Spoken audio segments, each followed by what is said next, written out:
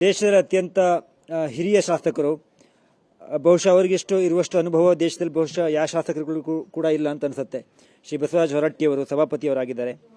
ಈಗ ಅವ್ರ ಸ್ಥಾನದಿಂದ ಕೆಳಗಿಳಿತಾರೆ ಎನ್ನುವಂಥ ಚರ್ಚೆ ಹೈಕಮಾಂಡ್, ಕಾಂಗ್ರೆಸ್ ಹೈಕಮಾಂಡ್ ಲೆಟರ್ ಹೆಡಲ್ಲೇ ಇನ್ನೊಬ್ಬರ ಹೆಸರನ್ನು ನಮೂದಿಸಿ ಕಳಿಸಿರುವಂಥದ್ದು ರಾಜಕೀಯದಲ್ಲಿ ಮತ್ತು ದೇಶ ರಾಜಕೀಯದಲ್ಲಿ ಹೊಸ ಬೆಳವಣಿಗೆ ಅಂತ ಅನಿಸುತ್ತೆ. ಈ ಬಗ್ಗೆ ಮಾತನಾಡೋದಕ್ಕೆ ಸ್ವತಃ ಶ್ರೀ ಹೊರಟ್ಟಿಯವರಿದ್ದಾರೆ.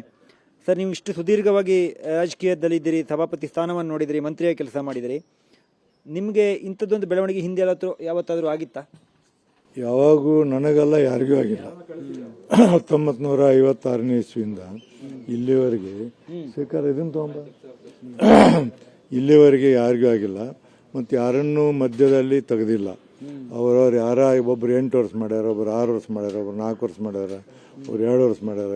ಯಾರನ್ನೂ ಅವರ ಪೀರಿಯಡ್ ಮುಗಿಯುವವರೆಗೆ ತೆಗೆದಂಥ ಉದಾಹರಣೆಗಳು ಇಲ್ಲ ನನಗೆ ಗೊತ್ತಿದ್ದಂಗೆ. 80ಕ್ಕಿಂತ ಮೊದಲು ಏನಿತ್ತಂದ್ರೆ ಕಾಂಗ್ರೆಸ್ ಇರ್ತಿತ್ತು, ಅವ್ರದ್ದು ಅಧ್ಯಕ್ಷತೆ ಹೋಗಿತ್ತು.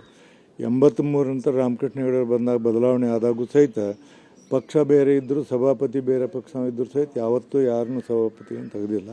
ಬಟ್ ಇದೊಂದು ದುರ್ದೈವ ಏನಂದ್ರೆ ಈ ಥರ ಆಗ್ತಿದೆ ಅನ್ನೋದು ನನ್ನ ಕನಸಿನಲ್ಲಿ ನಂಬಿರಲಿಲ್ಲ. ಯಾಕಂದರೆ ಹಿಂದೆ ನಡೆದಂಥ ಪದ್ಧತಿಯನ್ನು ನಾನು ನೋಡ್ತಾ ಬಂದಿದ್ದೀನಿ.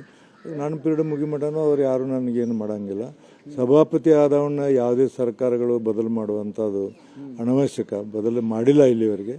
ಇವರು ಬಂದ ಮತ್ತು ಅಧಿಕಾರ ಯಾರಿಗೂ ನಾವು ಹಂಚಬೇಕು, ಬೇರೆಯವ್ರು ಕೊಡಬೇಕು ಅನ್ನುವಂಥ ಭಾವನೆಯನ್ನು ಇಟ್ಕೊಂಡಾಗ ಅದು ಸರಿಯಾದ ಕ್ರಮ ಅಲ್ಲ.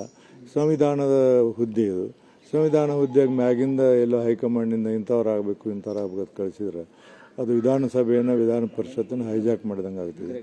ಅದು ಸರಿಯಾದದ್ದಲ್ಲ ಮತ್ತು ಇದು ನಡತೆನೂ ಸರಿಯಲ್ಲ ಅಂತೇಳಿ ನಾನು ಸ್ಪಷ್ಟವಾಗಿ ಹೇಳಕ್ಕೆ. ನೀವು ಮೊನ್ನೆ ಹೇಳಿದ್ರಿ, ಬಿಜೆಪಿ ಅವರೆಲ್ಲ ಹೇಳಿದ್ರು ರಾಜೀನಾಮೆ ಬೇಡ ಅಂತ ಹೇಳಿದ್ರು ಅಂತ ಒಂದು ಮಾತನ್ನು ಭಾಳ ಮಂದಿ ಇವನ್ ಇಂಡೈರೆಕ್ಟ್ಲಿ ಕಾಂಗ್ರೆಸ್ ಅವರು ಹೇಳ್ತಾರೆ ರಾಜೀನಾಮೆ ಕೊಡಬೇಡಿ ನೀವು ಅಂತ ತಿಳ್ಕೊಂಡು ಹೇಳಿ. ಭಾಳ ಮಂದಿ ರಾಜೀನಾಮೆ ಕೊಡಬೇಡಿ ಅಂತ ಹೇಳ್ತಾರೆ. ಬಟ್ ಅವರು ಏನಂತಾರೆ, ಮುಖ್ಯಮಂತ್ರಿ ನನಗೂ ಮನಸ್ಸಿನಿಗೆ ನಿಮ್ಮ ಬಗ್ಗೆ ಒಳ್ಳೆಯ ಅಭಿಪ್ರಾಯ ಐತಿ, ಬಟ್ ಮ್ಯಾಗಿಂದ ಬಂದೈತಿ, ನಾ ಏನು ಮಾಡೋಕ್ಕಾಗಿಲ್ಲ ಅಂತಾರೆ. ಅದಕ್ಕೆ ನಾವೇನು ಮಾಡೋಕ್ಕಾಗಿಲ್ಲ. ಮತ್ತು ನಾಳೆ ಸದನದಲ್ಲಿ ಅವಿಶ್ವಾಸ ಮಂಡನೆ ಮಾಡಿ ಅಲ್ಲಿ ಸಂಖ್ಯಾಬಲದಿಂದ ಸಹಜವಾಗಿ ಅವರು ಇಳಿಸ್ತಾರೆ. ಆ ಇದನ್ನು ಮಾಡೋಕ್ಕಿಂತ ನಮ್ಮ ಗೌರವವನ್ನು ನಾವು ಉಳಿಸ್ಕೊಳ್ಳುವಂಥ ಕೆಲಸ ಮಾಡ್ತೀವಿ. ಹೇಳ್ತಾನೆ ಬಂದ್ರಿ, ಸ್ವಾಭಿಮಾನವನ್ನು ಬಿಟ್ಟು ಏನು ಮಾಡೋದಿಲ್ಲ ಮಾತನ್ನ. ಈಗೂ ಅದನ್ನೇ, ಈಗೂ ನನ್ನ ಸ್ವಾಭಿಮಾನವನ್ನು ಬಿಟ್ಟು ನಾನು ಇನ್ನೂ ಒಂದು ಕೂದಲು ಎಳೆ ಅಷ್ಟು ನಾ ಹಿಂದೆ ಮುಂದೆ ಹೋಗೋದಿಲ್ಲ. ಅದು ನನ್ನ ಕಡೆ ನೋಟಿಸ್ ಬಂತು ಅಂದ್ರೆ ಅದು ಬಂದ ತಕ್ಷಣ ರಾಜೀನಾಮೆ ಕೊಟ್ಟು ಮನೆಗೆ ಹೋಗ್ತೀನಿ. ನೀವು ಭಾಳ ಹಿರಿಯರಾಗಿದ್ದರಿಂದ ಅಲ್ಲಿದ್ದ ಸಚಿವರು ಇರಬಹುದು, ಕೆಲ ಶಾಸಕರೆಲ್ಲರೂ ಕೂಡ ನಿಮ್ಮನ್ನು ಒಂದು ರೀತಿ ಮೇಷ್ಟ್ರ ಥರನೇ ನೋಡ್ತಾ ಇದ್ರು. ನೀವೆಲ್ಲರಿಗೂ ಪ್ರೀತಿಯಿಂದನೂ ಬೈತಾ ಇದ್ರಿ, ಕೋಪದಲ್ಲೂ ಬೈತಾ ಇದ್ರಿ, ಏಕವಚನವನ್ನೇ ಪ್ರಯೋಗ ಮಾಡ್ತಾ ಇದ್ರಿ. ಸೊ ಹಾಗಾಗಿ ನಿಮ್ಮನ್ನ ನೀವು ಹೇಳಿದ್ರೆ ಈಗ ನಾನು ಇಳಿಸ್ತಾರೆ ಹೇಳುವಂಥ ನಿರೀಕ್ಷೆ ಇರಲಿಲ್ಲ ಅಂತ. ಅವ್ರು ಹೇಳಿದ್ರು ಇನ್ನೊಂದು ಸೀಟ್ ಸಿಗುತ್ತೆ ಅಥವಾ ಇನ್ನೊಂದು ಅವಕಾಶ ನಮ್ಮ ಪಾರ್ಟಿಯವ್ರಿಗೆ ಸಿಗುತ್ತೆ ಅನ್ನೋ ಕಾರಣಕ್ಕೆ ಅವ್ರು ಮಾಡಿರ್ಬೋದು ಅಂತ. ಡಿ ಕೆ ಶಿವಕುಮಾರ್ ಏನಂದ್ರು ಬಂದಾಗ?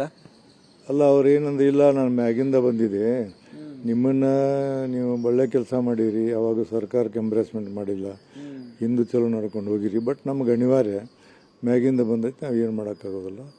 ಅದು ನಮಗೂ ಭಾಳ ಬೇಸರ ಆಗಿದೆ. ಬೇಸರ ಆದರೂ ಸಹಿತ ಮ್ಯಾಗ್ನವ್ರ ಆಜ್ಞೆಯನ್ನು ಪಾಲಿಸೋದು ನನ್ನ ಕರ್ತವ್ಯ.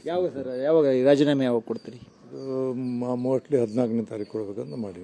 ಫೇರ್ವೆಲ್ ಅಂದರೆ ಅಲ್ಲವತ್ತು ಸ್ಪೀಚು, ನಿಮ್ಮ ಇಷ್ಟು ವರ್ಷದ ಅನುಭವ ಎಲ್ಲವನ್ನು ಕೂಡ ನೀವು ರಾಜ್ಯ ಜನತೆಗೆ ತಿಳಿಸೋರಿದ್ದೀರಿ. 14ನೇ ತಾರೀಕು ಮಾಡಬೇಕಂತ ನಿರ್ಧಾರ ಮಾಡಿ. ಸ್ವಲ್ಪ ಏನಾದರೂ ಮತ್ತೆ ಸದನದಲ್ಲಿ ಹೆಚ್ಚು ಕಡಿಮೆ ಒಂದು ನಿಮಿಷ ಹೆಚ್ಚು ಕಡಿಮೆ ಆಗ್ಬೋದು. ಇದು ನಿರೀಕ್ಷೆ ಉಂಟಾ ನಿಮಗೆ? ಏನಾದರೂ ಬೇಡ, ಹೊರಟಿಯವರು ಹಿರಿಯರಿದ್ದಾರೆ, ಅವರೇ ಮುಂದುವರಲಿ ಹೇಳುವಂಥ ನಿರೀಕ್ಷೆ? ಮಾತಾಡ್ತಾರೆ, ಭಾಳ ಮಂದಿ ಅದನ್ನು ಮಾತಾಡ್ತಾರೆ, ಅದು ನನಗೆ ಗೊತ್ತಿದೆ. ಈಗ ಎಷ್ಟೋ ಮಂದಿ ಬಂದು ಕಾಂಗ್ರೆಸ್ದವರೇ ಬಂದು ಸಹಿತ ನೀವು ಮುಂದುವರಿಬೇಕಾಗಿದ್ದು ಚಲೋ ಇತ್ತು ಅಂತೇಳಿ ಹೇಳ್ತಾರೆ. ಕೊನೆಯದಾಗ ಒಂದು ಪ್ರಶ್ನೆ ಏನಂದರೆ, ರಾಜಕೀಯದ ಹೊರತಾಗಿ ಮತ್ತು ರಾಜಕೀಯವಾಗಿಯೂ ಕೂಡ ಸಮ್ಟೈಮ್ಸ್ ಸಿದ್ದರಾಮಯ್ಯ ಅವ್ರಿಗೆ ಭಾಳ ಆತ್ಮೀಯ ಸ್ನೇಹಿತರು. ನೀವೊಂದು ಲೆಟರ್ ಹೆಡ್ಡನ್ನು ಸೈನ್ ಹಾಕ್ಸ್ಕೊಳ್ಳುವ ಕೂಡ ನಿಮ್ಮೊಂದು ಕ್ಷೇತ್ರದ ಸಂಬಂಧ, ಕೆಲಸಕ್ಕೆ ಸಂಬಂಧಪಟ್ಟದ್ದು ನೀವುಗಳ ಗದರಿ ನಿಮ್ಮ ಹಳೆ ಶೈಲಿಯಲ್ಲೇ ಮಾತನಾಡಿ ನೀವು ಮಾತಾಡ್ತೀರಿ. ಹಾಗಾಗಿ ಈ ವಿಷಯಕ್ಕೆ ಸಿದ್ದರಾಮಯ್ಯನವರು ಬಂದಿದ್ರಾ? ಅವ್ರಿಗೂ ಭೇಟಿಯಾಗಿದ್ದೀನಿ ನಿನ್ನೆ. ಭೇಟಿ ಆದಾಗ ಅವರು ಹೇಳಿದರು, ನಿನ್ನಂತವ ಇವತ್ತು ಇರಬೇಕಿಲ್ಲಿ, ಯಾಕಂದ್ರೆ ಈ ಸದನ ಇಲ್ಲಿ ನಡಿಬೇಕಾದ್ರೆ ಭಾಳ ಇದೈತಿ. ಮತ್ತೀಗ ಯತೀಂದ್ರ ಸಭಾನಾಯಕ ಆಗ್ಯಾನ, ಅವನು ಪಾಪ ಹೊಸಬಿರ್ತಾನೆ, ನಿಮ್ಮಂಥವ್ರಿದ್ರೆ ಅದು ಇದು ಮಾಡ್ತಿದ್ರಿ, ನಡೆಸ್ತಿದ್ರಿ. ಇವೆಲ್ಲ ಇದಾಗಬಾರ್ದಾಗಿತ್ತು. ಏನಪ್ಪ, ನನಗೂ ಭಾಳ ಬೇಸರ ಆಗೈತಿ. ಇದು ನಾನೇನು ಯಾರಿಗೆ ಹೇಳಕ್ಕೆ ಹೋಗೋದಿಲ್ಲ ಅಂತ ಹೇಳಿದ್ರು. ಅಲ್ಲ, ಸಿದ್ದರಾಮಯ್ಯ ಅವರು ಮನಸ್ಸು ಮಾಡ್ರಿ ಈಗಲೂ ಕೂಡ ಹೊರಟಿಯವರು ಮುಂದುವರಿಬಹುದು. ನಾ ಹೇಳೋದಿಲ್ಲ ಅಂತ ಹೇಳಿದ್ರು ಅವ್ರು. ನಾ ಯಾರಿಗೂ ಹೇಳೋದಿಲ್ಲ, ನಾ ಯಾರಿಗೂ ಮಾತಾಡಕ್ಕೆ ಹೋಗೋಲ್ಲ, ಅದು ಅವ್ರಿಗೆ ಬಿಟ್ಟಿದೆ ಅಂತ ಹೇಳಿ. Thank you. ಇದು ಹೊರಟ್ಟಿಯವರ ಮಾತು. ಕ್ಯಾಮ್ರಾ ಪರ್ಸನ್ ಗುರುಮೂರ್ತಿ ಜೊತೆ ರವಿ ಶಿವರಾಮ್, ಏಷ್ಯಾನೆಟ್ ಸುವರ್ಣ ನ್ಯೂಸ್, ಬೆಂಗಳೂರು.